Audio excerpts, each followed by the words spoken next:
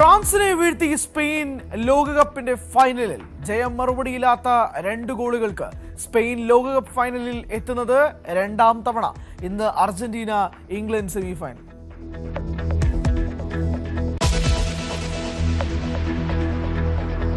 Neymar ഇരട്ടക്കൊലയിൽ കുറ്റക്കാരനെന്ന് കോടതി കണ്ടെത്തിയ ചെന്താമരയുടെ ശിക്ഷ എന്തെന്ന് ഇന്നറിയാം. വധശിക്ഷ ലഭിക്കാൻ സാധ്യതകളേറെ. ശിക്ഷ വിധിക്കുന്നത് രാവിലെ 11:30-ഓടെ. കോടതിയിലെ അക്ഷോഭ്യമായ മറുപടികളിൽ ചെന്താമരയുടെ ക്രൂര മനസ്സിന് മാറ്റമൊന്നും വന്നിട്ടില്ലെന്ന് വ്യക്തം. പരമാവധി ശിക്ഷ തന്നെ വിധിക്കുമെന്ന പ്രതീക്ഷയിൽ ചെന്താമര കൊലപ്പെടുത്തിയ സുധാകരന്റെ മകൾ.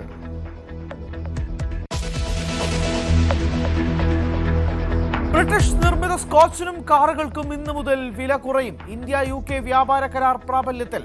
മറ്റുൽപ്പന്നങ്ങൾക്ക് ഘട്ടം ഘട്ടമായി വില കുറയും. ചരിത്രം കുറിച്ച് ഇന്ത്യൻ ഉൽപ്പന്നങ്ങൾ തീരുവയില്ലാതെ ബ്രിട്ടീഷ് വിപണിയിലേക്ക്.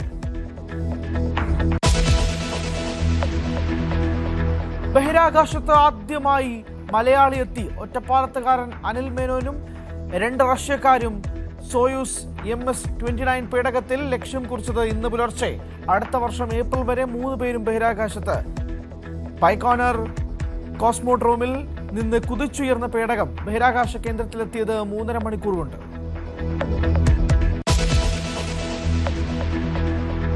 ലഹരിക്കെതിരെ ആഭ്യന്തരമന്ത്രി തുടക്കമിട്ട മഹാദൌത്യവുമായി രമേശ് ചെന്നിത്തല തമിഴ്നാട്ടിലേക്ക്. തമിഴ്നാട് മുഖ്യമന്ത്രി വിജയുമായി ഇന്ന് ഉച്ചയ്ക്ക് കൂടിക്കാഴ്ച.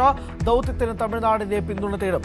അന്തർ സംസ്ഥാന തലത്തിലെ ലഹരി വഴികൾ അടയ്ക്കുക രമേശ് ചെന്നിത്തലയുടെ ലക്ഷ്യം.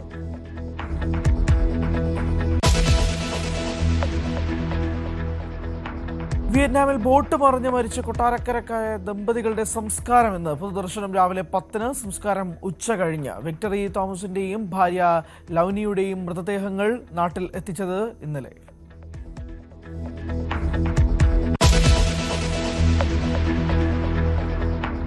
ഇടുക്കി പൂപ്പാറയിൽ വീണ്ടും കയ്യേറ്റം ഒഴിപ്പിക്കൽ. തിരിച്ചുപിടിച്ചത് മുള്ളൻതണ്ടിലെ ഭൂമി.